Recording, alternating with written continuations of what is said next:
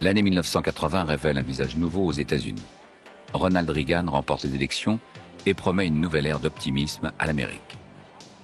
Peu de temps après, l'Iran relâche les otages. L'Amérique, soulagée, croit voir dans cet événement l'amorce d'une période de calme et de prospérité.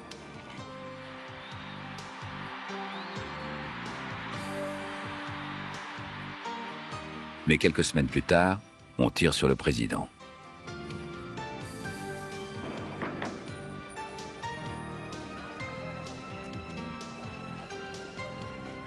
Il est sauvé d'extrême justesse. Son secrétaire de presse, lui, reste handicapé.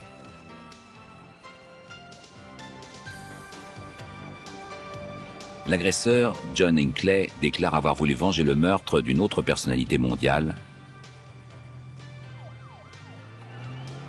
celui de John Lennon, le plus célèbre des Beatles.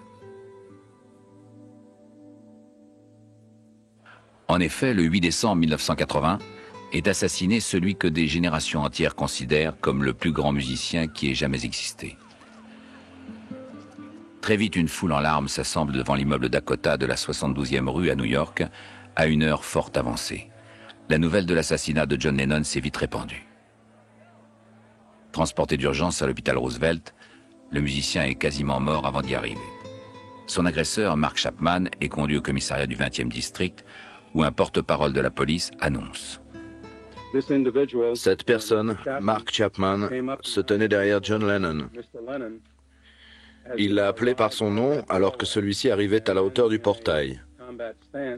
Puis, se mettant en position de combat, il a vidé son revolver de calibre 38, un Charter Arms qu'il portait sur lui, et a tué John Lennon.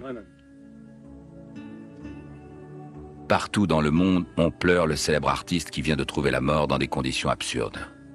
Il avait fait partie du groupe légendaire des Beatles qui avait révolutionné la musique pop des années 60 et dont les chansons figuraient parmi les plus populaires jamais écrites.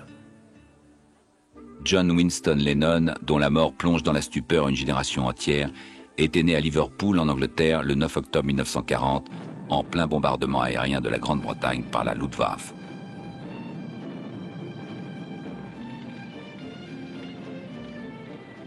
Son père, qui travaillait dans la marine marchande, était souvent absent. Vers la fin de la guerre, il s'était séparé de la mère de John et celui-ci fut élevé par sa tante Mimi, une femme froide et sévère. À 12 ans, il entrait au lycée de Quarrybank. Adolescent agressif et non conformiste, John Lennon grandit à Liverpool pendant les années 50. Il devait déclarer plus tard qu'il avait toujours su qu'il serait célèbre, mais qu'il ignorait comment. C'est en 1956 que l'occasion se présenta, après avoir entendu chanter Elvis Presley.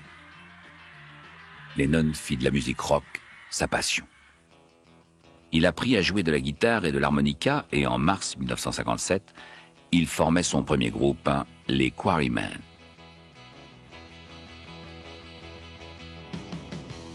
En juillet, John Lennon rencontra Paul McCartney, déjà guitariste accompli, et lui proposa de se joindre au groupe.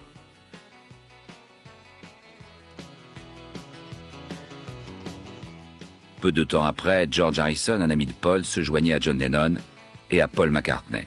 Le groupe prit alors le nom de Johnny and the Moondogs. C'est en 1960, avec l'arrivée d'un nouveau batteur, Pete Best, que le groupe adopta le nom de Beatles. Il devint rapidement la coqueluche du Cavern Club de Liverpool. Dès le début des années 60, le monde entier remettait en cause les idées établies. Dans le sud des États-Unis, des manifestations pour la défense des droits civils devaient se terminer dans le sang. C'est là que grandissait celui qui allait un jour traquer et abattre John Lennon. Mark Chapman naquit à Fort Worth, au Texas, le 10 mai 1955. Sa famille emménagea dans une banlieue de Decatur, en Géorgie. Ses parents se disputaient souvent et s'occupaient peu de lui, ce qui contribua sans doute à en faire un enfant solitaire. C'était l'époque où Liverpool devenait le centre mondial de la culture pop. Des nouveaux groupes comme Billy J. Kramer and the Dakotas et Jerry and the Peacemakers étaient en tête du hit parade. Une vague de musique populaire déferlait sur le monde. Brian Epstein, propriétaire d'un magasin de disques, venait de découvrir les Beatles et leur avait obtenu un contrat d'enregistrement chez EMI. Ringo Starr avait remplacé Pete Best à la batterie et les Beatles s'affirmèrent vite comme le tout premier groupe européen. En février 1964, ils confirmèrent leur importance dans le monde du rock par une tumultueuse tournée aux États-Unis.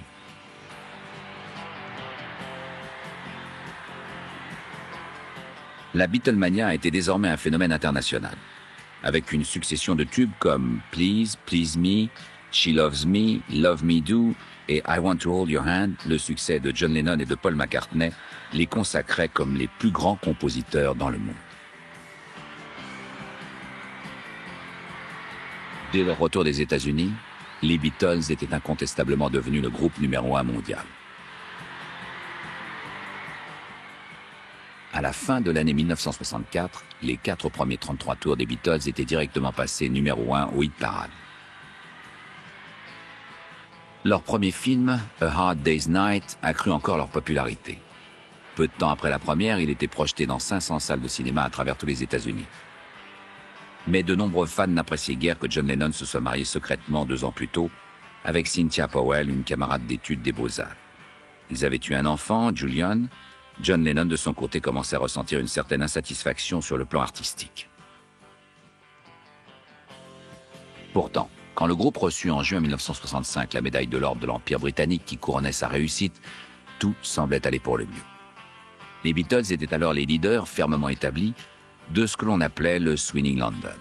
La capitale britannique connaissait alors une explosion de la mode et de la musique pop qui en fit la Mecque des jeunes du monde entier. Ceux-ci envahissaient boutiques et clubs de Kings Road et de Carnaby Street.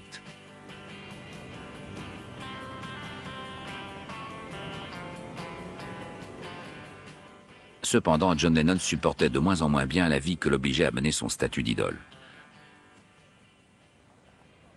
En novembre 1966, dans une galerie de Londres, il rencontra Yoko Ono, artiste japonaise d'avant-garde. De plus en plus provocateur, il déclara un jour que les Beatles étaient désormais plus célèbres que Jésus-Christ, ce qui déclencha de fortes réactions dans certains milieux. Par ailleurs, il buvait beaucoup et fumait de la marijuana. Puis, le 27 août 1967, Brian Epstein mourut. John Lennon en tête, les Beatles se mirent à rechercher dans les drogues et le mysticisme un moyen de faire face aux pressions de la vie de superstar.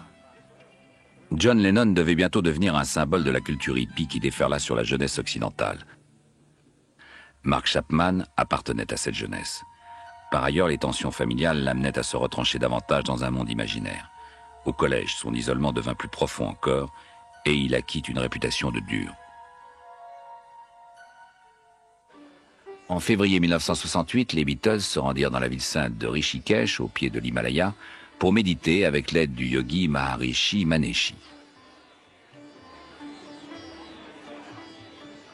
Mais ils désenchantèrent rapidement. Quand le Maharishi demanda à John Lennon pourquoi il partait, celui-ci lui répondit « Vous devriez le savoir si vous êtes si cosmique ». Le mariage de John Lennon avec Cynthia touchait à sa fin.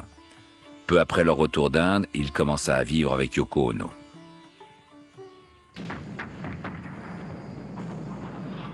On était en pleine guerre du Vietnam. Les États-Unis étaient secoués par une vague d'agitation politique nationale. En Grande-Bretagne, John Lennon s'était déjà rendu impopulaire en s'opposant publiquement à cette guerre. À présent, accompagné de Yoko Ono, il devint un des leaders du mouvement pour la paix dans le monde. Alors que Lennon s'engageait sur une voie plus politique, l'empire commercial des Beatles s'effondrait.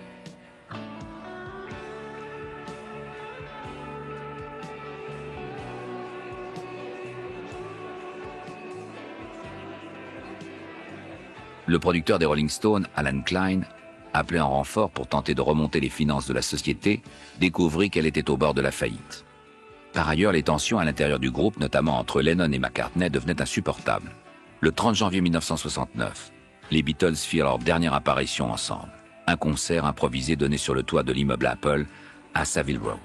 En mars, Paul McCartney épousait à Londres Linda Eastman, photographe américaine.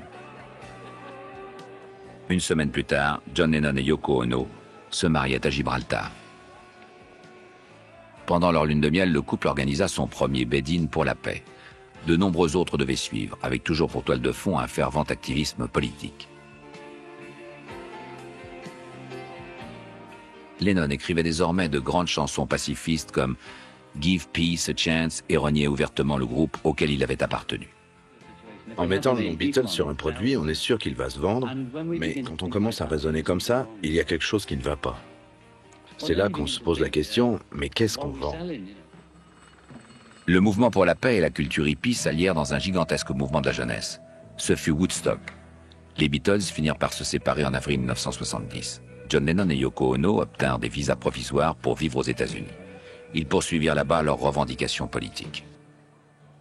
Alors que la culture hippie se répandait sur toute l'Amérique, Mark Chapman étudiait à la Columbia High School de Decatur. Ce collège avait la réputation peu enviable d'être le premier en matière de drogue dans l'État de Géorgie. Chapman essaya d'intégrer un groupe d'abord adepte de marijuana, puis de LSD et enfin d'héroïne. Son compagnon de classe, Newton Hendricks, se souvient. L'impression qu'il me faisait était celle d'un type qui restait à l'écart, plutôt seul. Il n'était pas vraiment antisocial, mais je ne me souviens pas qu'il ait eu des amis ou qu'il ait eu un intérêt particulier, en dehors du programme de musique. Il ne m'a jamais montré, ou je n'ai jamais su, qu'il s'intéressait aux Beatles, ou à qui que ce soit en fait. Comme de nombreux jeunes de sa génération, Chapman avait lu l'attrape-cœur de Salinger. Le mépris qu'affichait le héros, Holden Caulfield, pour l'hypocrisie des adultes, eut une profonde influence sur lui. Mais un changement surprenant survint. En classe de première, il me semble, Mark se convertit au christianisme. En fait, il entra dans le mouvement de Jésus. Ses manières s'adoucirent et il perdit sa brutalité. Tandis que Chapman semblait trouver une certaine stabilité, John et Yoko, devenus indésirables à cause de leurs activités politiques, se battaient avec les pouvoirs publics pour obtenir l'autorisation de rester aux États-Unis. C'est toujours l'endroit où j'aime vivre. New York, c'est un peu comme Paris ou Rome pour moi. Et je veux rester ici.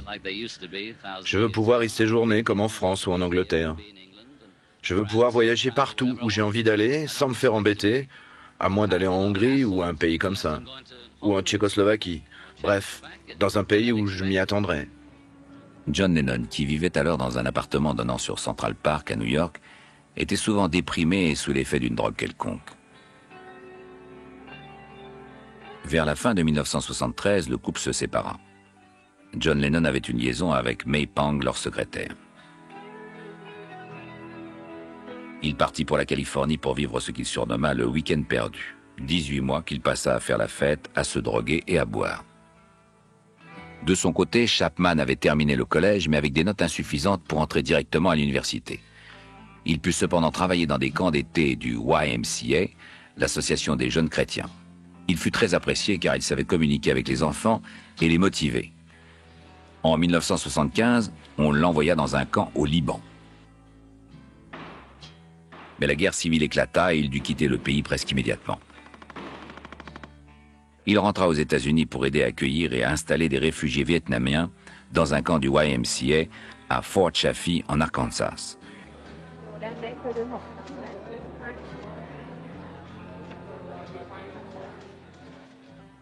En janvier 1975, John Lennon revint à New York et reprit la vie commune avec Yoko Ono. Le règlement définitif des différends juridiques concernant la dissolution des Beatles leur apporta une certaine stabilité financière et ils prirent un appartement dans l'immeuble Dakota.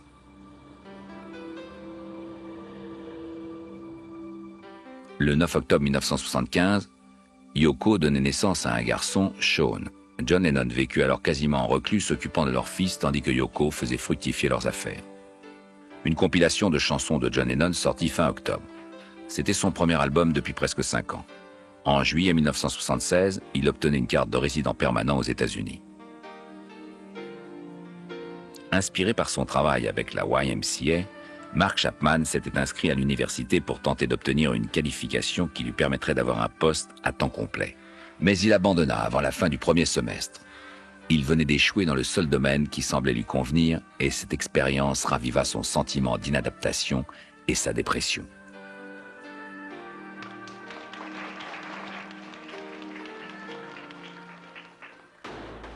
De retour à Atlanta, il suivit avec succès une formation de tir au pistolet et obtint un travail comme agent de la sécurité. En proie à des doutes toujours plus forts, Il abandonna soudain son travail et s'envola pour Hawaï en janvier 1977. Il avait, semble-t-il, l'intention de mener la grande vie jusqu'à épuisement de ses fonds, puis de se donner la mort. Il finit par appeler un numéro d'urgence pour personnes suicidaires et fut soigné pour dépression grave dans une clinique psychiatrique à Honolulu.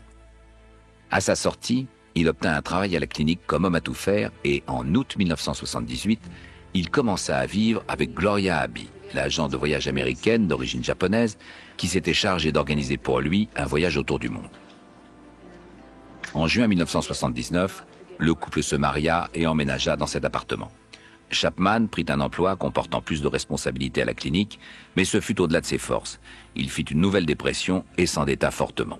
Il semble néanmoins qu'il parvint, du moins au début, à sauvegarder les apparences. Le gardien de l'immeuble se souvient de lui. Oh, il semblait très bien éduqué. On pouvait parler de tout avec lui. Je lui parlais généralement peinture parce qu'il peignait. Il parlait des tableaux qu'il allait acheter ou des choses de ce genre. Mais en réalité, Chapman s'éloignait des autres et se retranchait dans un monde imaginaire. Il prit un emploi d'agent de sécurité dans cet immeuble et passait son temps à lire. Il redécouvrit l'attrape-cœur et commença à s'identifier au héros et à sa haine de l'hypocrisie. À un moment donné, John Lennon fut pour lui l'incarnation de cette hypocrisie. Il prêchait la paix, l'amour et la fraternité, mais vivait comme un millionnaire. Chapman démissionna ensuite de son travail après un geste étrange. Le dernier jour où il a travaillé, au lieu de signer de son nom normal la feuille de présence, il a signé John Lennon. Ça s'est passé le 23 octobre. Chapman est désormais sous l'emprise totale de son obsession et prêt à exprimer concrètement sa haine. 4 jours plus tard, il achète dans ce magasin d'armes un revolver calibre 38 spécial, modèle Charter Arms. Il signe le permis d'armes de son propre nom, mais étrangement n'achète pas de munitions. Le 29 octobre, Chapman fait un premier voyage à New York. Il n'en a informé personne et ne téléphone à sa femme qu'une fois arrivé. Il prend une chambre au Waldorf Astoria Hotel.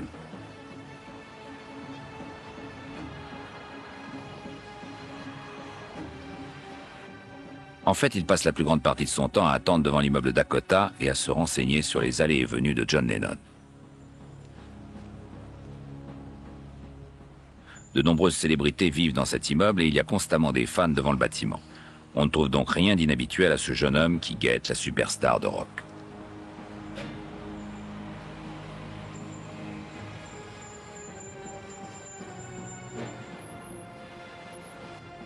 Pour se rapprocher de sa proie, Chapman prend une chambre à l'Olcott Hotel qui se trouve dans un immeuble voisin du Dakota. Découvrant qu'il ne peut pas se procurer de munitions à New York, il prend l'avion pour la Géorgie et achète des balles de calibre 38. Pendant le vol qui le ramène à New York, Chapman lit dans le magazine Esquire un article décrivant la vie luxueuse de John Lennon. Cet article, publié avec l'annonce de la sortie imminente de Double Fantasy, le premier album de John Lennon depuis 5 ans, semble avoir définitivement confirmé sa décision de tuer l'homme qu'il considère comme le dernier des hypocrites. Mark Chapman retourne pourtant à Hawaï le 12 novembre. Mais l'atmosphère de luxe et de plaisir facile ne fait qu'exacerber sa frustration et sa colère. Il se met à appeler des personnes au hasard pour les menacer. Le 5 décembre, Chapman reprend un vol pour New York et prend une chambre à la YMCA tôt le matin suivant. Puis il passe la plus grande partie de cette journée ainsi que la suivante à attendre devant l'immeuble Dakota, discutant avec les portiers et d'autres admirateurs. L'après-midi du 7 décembre, il déménage dans le luxueux Sheraton Center Hotel. Le lendemain matin, Chapman place bien en évidence des objets personnels de telle façon qu'ils soient vus dès que l'on entre dans sa chambre. Une Bible de poche, marquée du nom de Holden Caulfield, et dans laquelle il a rajouté le nom de Lennon, juste à côté de l'Évangile selon saint Jean. Pour Lennon, le danger se rapproche. Il n'en semble pas conscient et déclare lors d'une interview. Ça fait 7 ans que je me balade dans les rues. À notre arrivée à New York, nous avons vécu à Greenwich Village. Quand je me promenais, je me sentais tendu. Je m'attendais à ce que des gens m'apostrophent ou me sautent dessus. En fait, on vient me voir pour me demander des autographes ou me dire salut, vous voyez, mais pas pour m'agresser. Un exemplaire de Double Fantasy à la main, Chapman reprend son poste devant le Dakota, passant la plus grande partie de son temps à relire l'attrape-cœur. À 5 heures, il réussit à entrevoir John Lennon alors que celui-ci part pour une séance d'enregistrement. Il lui fait même signer son album. Puis, à 10h45, Chapman atteint son objectif. John Lennon revient seul avec Yoko. Il passe devant Chapman en sortant de sa limousine. Celui-ci se met en position de tir et l'abat de 5 coups de revolver. Puis il reste sur le trottoir à lire calmement son livre en attendant l'arrivée de la police. Tandis qu'on l'emmène au poste de police, Chapman déclare « Je suis l'attrape-cœur ». La mort de John Lennon a été annoncée dans les flashs d'information, à la télévision et à la radio. Et toute une foule s'assemble pour écouter le porte-parole de l'hôpital. John Lennon a été amené en salle d'urgence à l'hôpital St. Luke Roosevelt ce soir, un peu avant 23 heures. Il était quasiment mort en arrivant.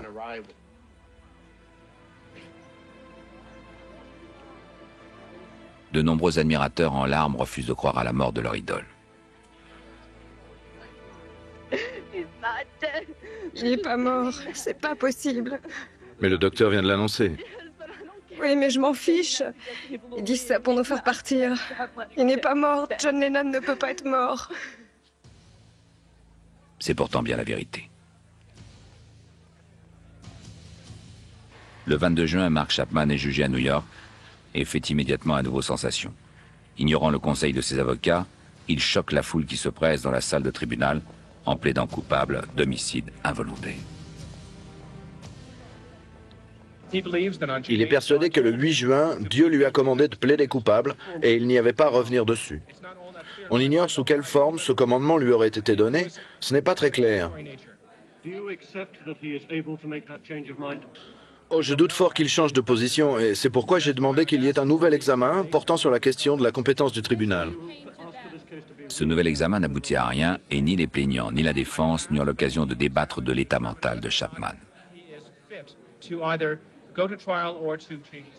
Le 24 août, Mark Chapman est condamné pour meurtre à 20 ans de prison, pouvant aller jusqu'à l'emprisonnement à vie. Mais les vrais mobiles de son acte restent obscurs. Au fond, c'est un schizophrène qui a vécu, dans une certaine mesure, dans un monde imaginaire pendant de nombreuses années et qui a également souffert de dépression profonde. Il a commis cet acte horrible pour de nombreuses raisons.